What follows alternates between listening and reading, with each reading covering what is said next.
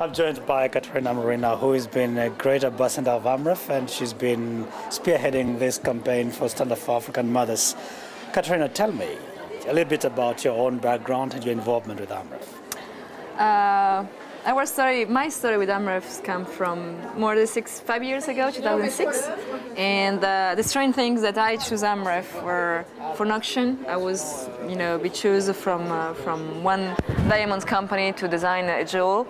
And I decided to give the money to AMREF. Then that night, when we make the presentation in Paris about these jewels, AMREF asked me to become the ambassador, and I think it was the biggest role that life gave it to me. Despite all the roles I had it in the cinema, and I think to be ambassador of AMREF is going to be the biggest role of all my life. Thank you, and AMREF continues to be extremely grateful to you because you've done a great deal of work for us. We really are very thankful. With this campaign, what has been your role? You've seen the last couple of days at the Women's Forum. It's been a fantastic opportunity. Your own role, watching you from the background. How has that felt for you, and where do you see the campaign going from here? The campaign has a huge cause behind the shoulder, and I think that I hope to be helpful, because my job is to go around the world with my job and trying to find the most possible signature of their powerful women around the world. And I try to be very useful for this in the next few months, because the campaign doesn't during for years, just gonna during for 1 year. And it's gonna be very, very important, and I'm gonna be very well helpful for you during next year. And I think it's an amazing campaign because, like we saying yesterday here in Deauville, women are the future of Africa, because all the power of a family and the business and the energy of Africa, it belongs to the hands of women. Then healthy women, it's mean healthy Africa, and healthy Africa can change the life of this amazing country. Is still affected with so many play. You've been an extremely fortunate and talented in the work you've done in the theatre, a leading example of women empowerment. What is your message to the African woman who is, as we know, trapped in this cycle of poverty and disease and the burden? And we see a ray of hope, but people like you are so influential in terms of inspiring others. What's your message? My message is that, I know Africa through AMREF.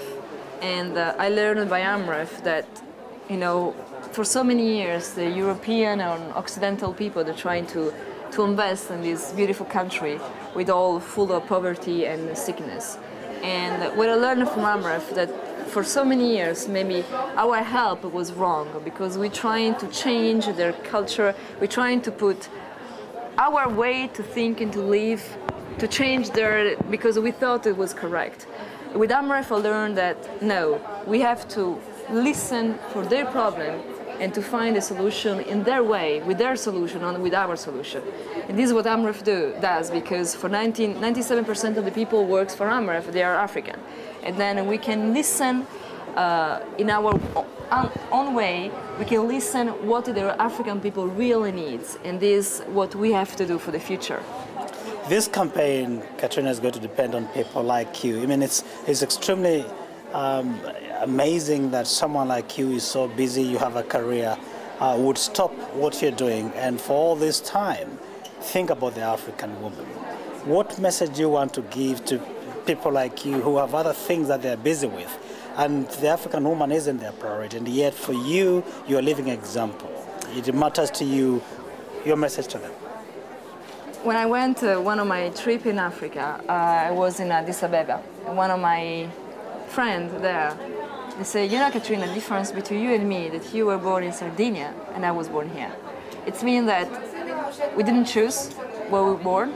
I didn't choose to born in Sardinia. It's a beautiful place. It's a beautiful country. It's called Italy, and the African people didn't choose. We're born in a beautiful country, but full of sickness and poverty.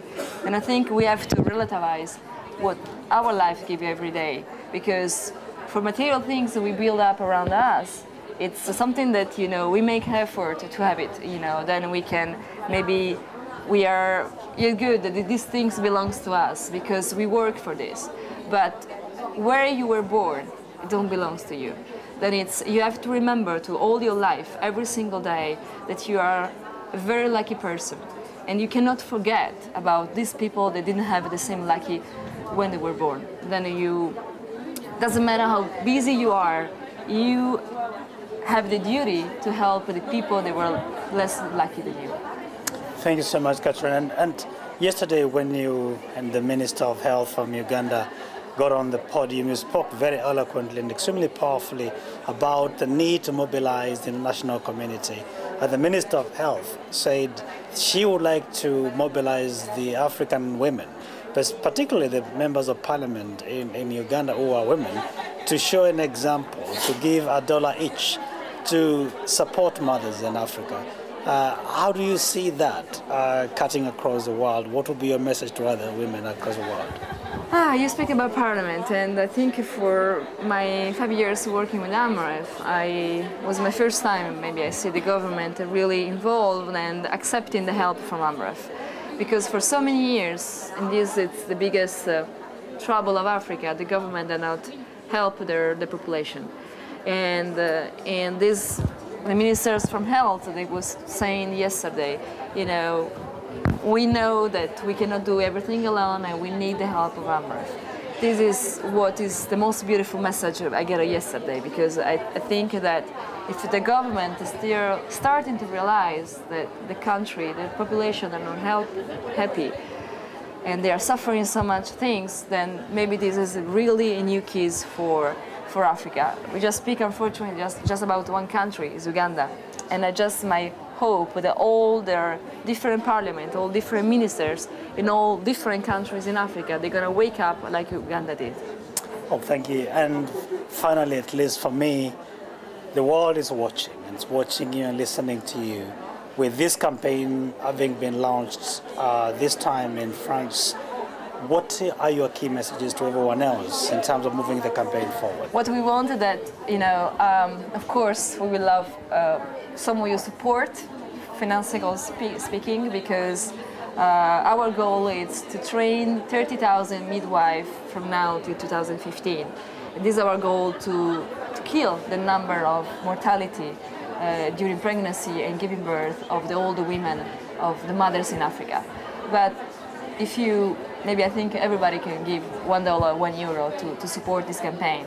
And we can ask more things. It's just a signature for a petition where we're trying to ask to make win a Nobel Peace Prize in 2012 to one midwife as a symbol of the midwives and the women in Africa. Then, in this way, if there's Stockholm Nobel Prize, they can hear us. They maybe can help us with all the world to support our campaign, Stand Up for African Mothers.